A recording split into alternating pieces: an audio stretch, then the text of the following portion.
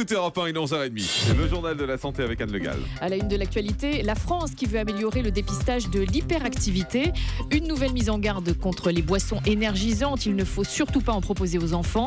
Et puis à Hong Kong, une petite fille naît avec 2 bébés dans le ventre. Oula.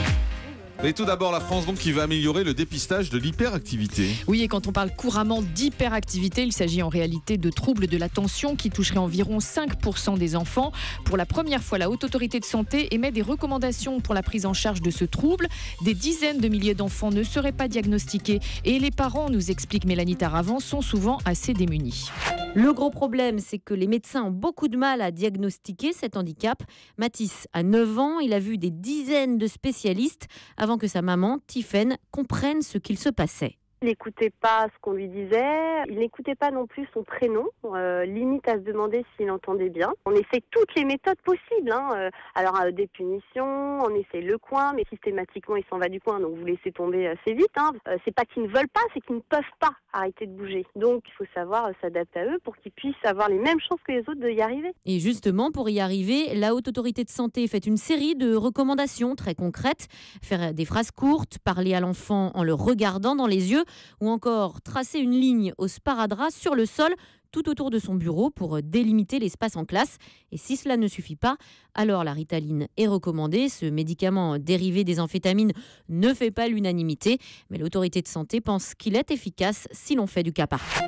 On en parlait hier, les médecins commencent déjà à envisager une surmortalité due à la grippe. Oui, ce sont pour l'instant des projections statistiques, mais compte tenu des souches qui circulent, du nombre de malades touchés et de la faible efficacité du vaccin cette année, certains experts sont assez pessimistes sur le bilan qu'on pourra dresser à la fin de l'hiver. Écoutez notamment le professeur Bruno Lina, virologue. Il répond à Mélanie Gomez. Qu'est-ce qu'elle bosse ? On s'attend à ce qu'il y ait à peu près 10, 15, peut-être même 20% de surmortalité par rapport à l'année dernière. Ça ferait environ 1500 décès supplémentaires. La dernière fois qu'il y avait eu des épidémies d'aussi grande ampleur, c'était il y a plus de 15 ans. Et à côté de la grippe, les virus de la gastro-entérite sévissent un peu moins actuellement. Le seuil épidémique n'a pas été franchi. La France réclame l'arbitrage de Bruxelles sur un médicament anti-obésité. Oui, le Missimba a reçu en décembre un avis favorable pour une commercialisation en Europe, mais la France s'oppose à cette mise sur le marché, évoquant une efficacité limitée du produit sur la perte de poids et des incertitudes sur les risques cardiovasculaires et les risques de dépression liés à ce médicament.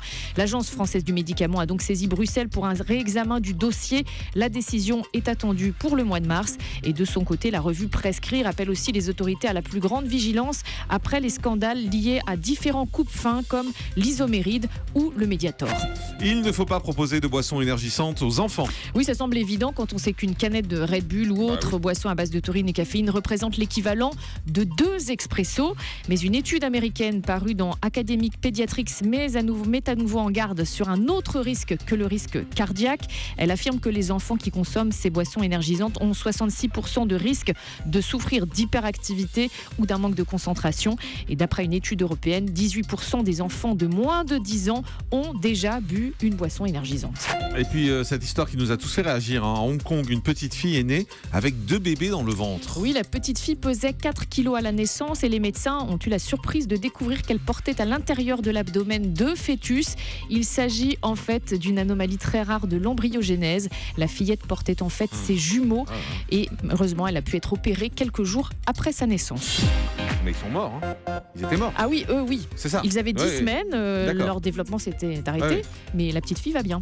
Tant mieux. Le chiffre du jour, c'est... C'est-à-dire que dans le ventre de sa mère, elle a avalé. Enfin, elle a avalé, non, ça s'est conçu.